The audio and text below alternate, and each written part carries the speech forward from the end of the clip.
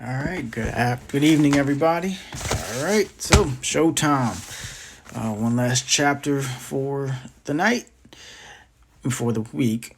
Then we start back up on Monday, and we'll get into chapter 3. But for right now, it's chapter 2 of Mr. Popper's Penguins. All right, so chapter 2, The Voice in the Air. That evening, when the little Poppers had been put to bed, Mr. and Mrs. Popper settled down for a long, quiet evening. The neat living room at 432 Proudfoot Avenue was much like all the other living rooms in Stillwater, except the walls were hung with pictures from the National Geographic magazine. Mrs. Popper picked up her mending, while Mr. Popper collected his pipe, his book, and his globe. From time to time, Mr. Popper sighed a little as she thought about the long winter ahead. Would there really be enough beans to last, she wondered? Mr. Popper was not worried, however. As he put on his spectacles, he was quite pleased at the prospect of a whole winter of reading travel books, with no work to interrupt him. He set his little globe beside him and began to read. "What are you reading?" asked Mrs. Popper. "I am reading a book called Antarctic Adventures. It is very interesting. It tells all about the different people who have gone to the South Pole and what they have found there. Don't you ever get tired of reading about the South Pole?" "No, I don't. Of course, I would much rather go there than read about it. But reading is the next best thing." "I think it must be very boring down there," said Mrs. Popper. "It sounds very dull and cold, and with all that ice and snow." "Oh, no," answered Mr. Popper. "You wouldn't think it was dull if you had gone with me to see the movies of the Drake expedition at the Bayou last year." "Well, I didn't. And I don't think any of us will have any money for movies now," answered Mrs. Popper, a little sharply. She was not at all a disagreeable woman, but sometimes she got rather cross when she worried about money. "If you had gone, my love," went on Mr. Popper, "you would have seen how beautiful the Antarctic is. But I think the nicest part of all is the penguins. No wonder all the men on that expedition had such a good time playing with them. They are the funniest birds in the world. They don't fly like other birds. They walk erect like little men. When they get tired of walking, they just lie down on their stomachs and slide. It would be very nice to have one for a pet." "Pets," said Mrs. Popper.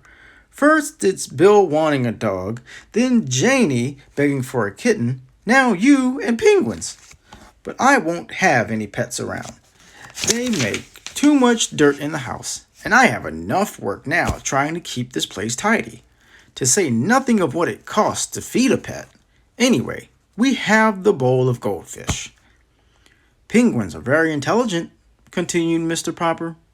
"Listen to this, Mama. It says here that when they want to catch some shrimps, they all crowd over to the edge of an ice bank.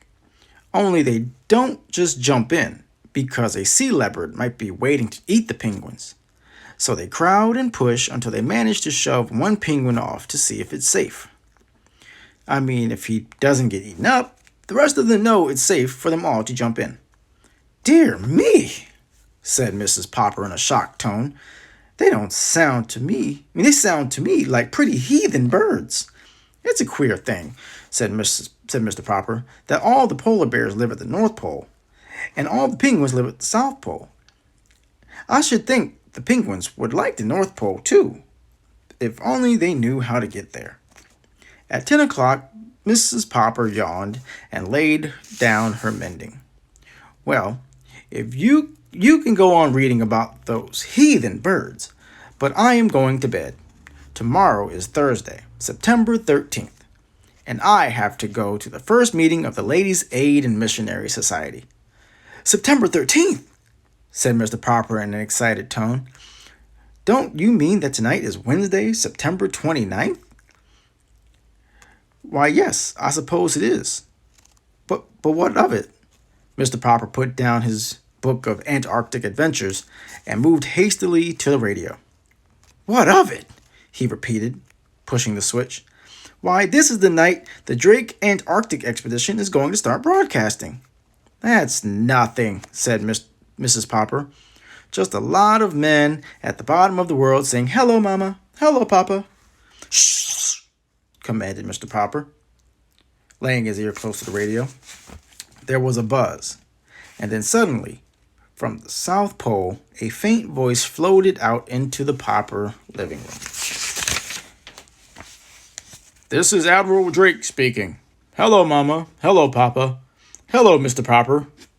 "Gracious goodness!" exclaimed Mrs. Popper. "Did he say Papa or Popper?" "Hello, Mr. Popper, up there in Stillwater. Thanks for your nice letter about the pictures of our last expedition. Watch for an answer, but not by letter, Mr. Popper. Watch for a surprise. Signing off, signing off." You wrote to Admiral Drake?" "Yes, I did," Mr. Popper admitted. "I wrote and told him how funny I thought the penguins were." "Well, I never," said Mrs. Popper, very much impressed. Mr. Popper picked up his little globe and found the Antarctic.